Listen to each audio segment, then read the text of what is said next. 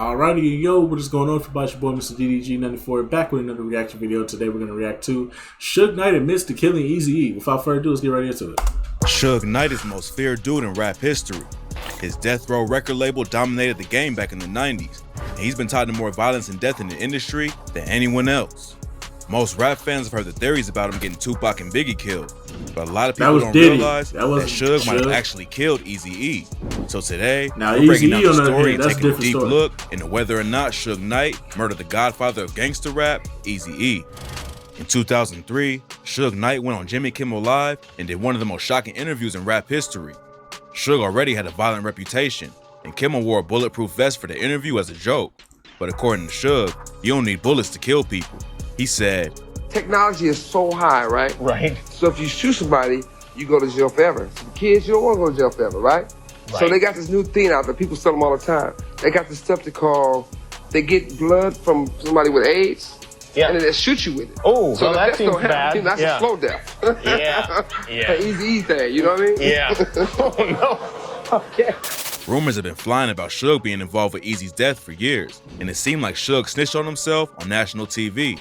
Saying something like that in front of millions of people is wild, but for a long time, Suge was pretty much untouchable. He got hit with charges here and there, but nothing ever stuck, and he always bounced back. The situation between Eazy-E and Suge started back when NWA was starting to split up. Dr. Dre sent Suge to check out Eazy's finances because he thought NWA's manager, Jerry Heller, was only taking care of Eazy and leaving everyone else in the crew hanging. And what happened next changed the rap game forever. Dre and the DOC wanted out of their contracts with Eazy's ruthless record label, but Eazy wouldn't release them, and that's when Suge got involved. He rode up on Eazy at a recording studio and pressed him about the contracts. At first, Eazy refused. Then Suge told him he already kidnapped Jerry Heller and was holding him in a van. Eazy still didn't want to sign the releases, so Suge and his goons threatened him with bats and metal pipes. To top it off, Suge pulled out a piece of paper with Eazy's mom's address on it and told him, "I know where your mama stays." Eazy knew Suge was serious, so he signed the releases and NWA was officially over. Dre and Suge went on to create Death Row Records, which became the most powerful label in rap history. Dre, Snoop, and Tupac dominated the charts, while Suge used brutal violence to keep the business on top. According to Heller, Eazy wanted to take Suge out after it all went down. Heller says he stopped him, but ended up regretting the decision and wishes he let Eazy do the world a favor by killing Suge back then. Dre and Eazy had a major falling out, and on Dr. Dre's album, The Chronic, he and Snoop took a ton of shots at Eazy-E. On the track with Dre Day, Dre says, "The hoods you grew up with, you grew up with, don't even respect your ass. That's why it's time for the doctor to check your ass. Used to be my homie, used to be my ace. Now I want to slap the taste out your mouth, make you bow down to the road." Eazy might have signed the releases, but he still wasn't afraid of Suge, and he proved that by clapping back with the track Real Motherfucking G's. The whole song is full of savage disses against Dre and Snoop, and Eazy called out Dre for following Suge's orders with the line, "But to me, you ain't nothing but a that ain't worth a food stamp. And at Death Row, I heard you getting treated like boot camp. Gotta follow your sergeant's directions or get your ass pumped with the Smith & Wesson." Losing Dre was a huge blow to Ruthless Records, but Eazy kept it pushing and ended up signing the legendary Bone Thugs and Harmony. He was working on a solo career too, and it was clear that Eazy didn't need NWA. Everything was going well, but then in 1995, it all fell apart in the blink of an eye. In February 1995, Eazy went to the hospital with a cough. A couple of weeks later, Eazy put out a shocking public statement where he revealed he had been diagnosed with AIDS. Then on March 26, Eazy tragically passed away at just 30 years old. Nobody understood what happened. Everyone knew how deadly AIDS was, but it seemed like Eazy was fine one day and then died out of nowhere. Bone Thugs were around him a lot right up until his death, and they say the whole situation was sketchy. When Angela Yee interviewed them, they said Eazy didn't show any signs or symptoms that he was getting worse. Eazy's assistant, Charles Henry, said he was smaller because his appetite had decreased, but there were no lesions or dementia, none of the other things you associate with AIDS. I know because I lost an uncle to it last year.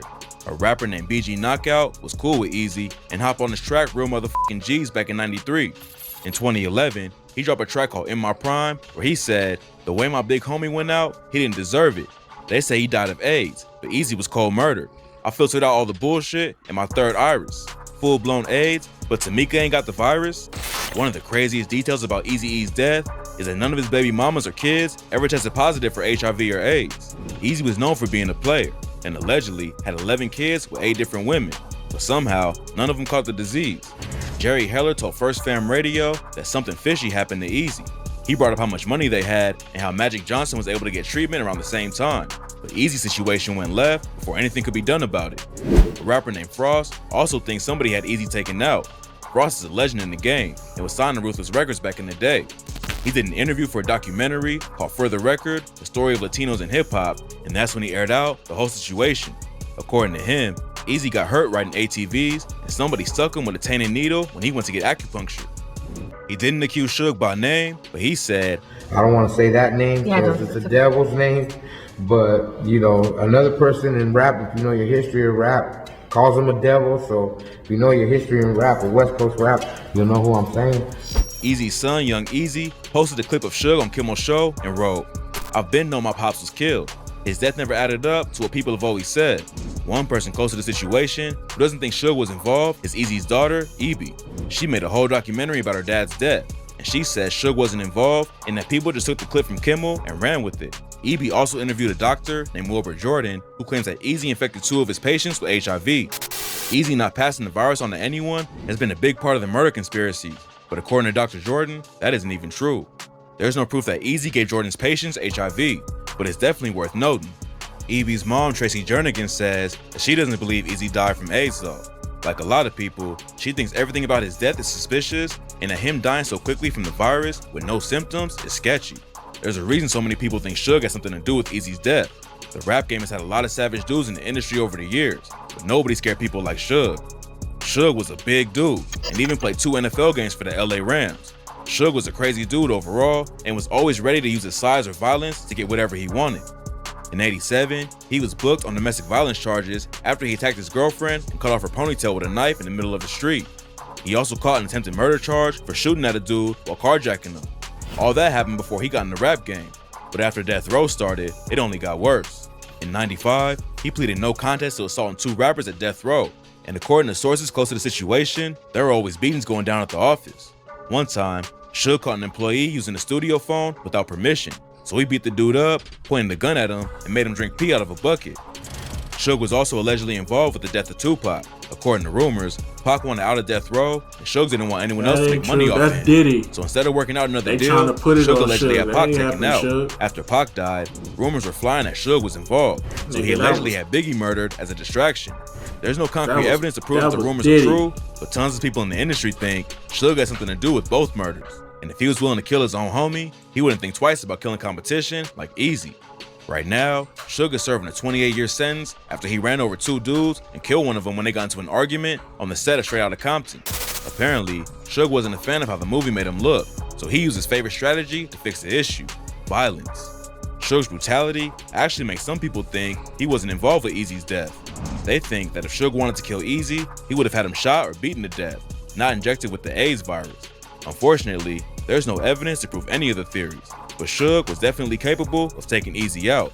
He'll probably never face a trial over it, but he'll probably also never see the outside of prison again. He might not be in there for killing Eazy, but karma always comes back around. Yeah, that is kind of true. But anyways, I'm just gonna about do it for this one. Let me know what y'all think down in the comment section below. I'll get back to you today. Peace out.